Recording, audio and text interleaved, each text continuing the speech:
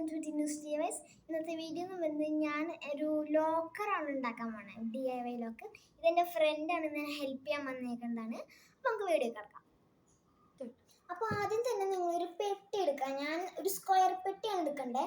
ഞാൻ ആമസോണിൽ നിന്ന് ഒരു പെട്ടി വാങ്ങിയതല്ല, എനിക്ക് കിട്ടിയതാണ്.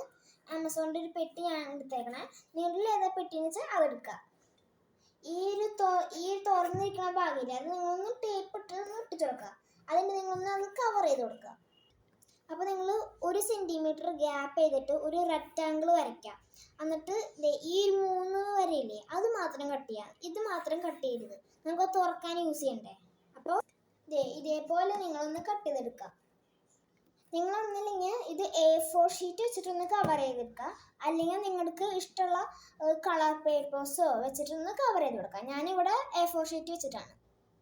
അപ്പോൾ ഞാനിത് കവർ ചെയ്തിട്ടുണ്ട് A4 ഷീറ്റ് വെച്ചിട്ട്. അപ്പോൾ നിങ്ങളും ഇതൊന്ന് A4 ഷീറ്റോ കളർ പേപ്പറോ വെച്ചിട്ടൊന്ന് കവർ ചെയ്ത് കൊടുക്കാം.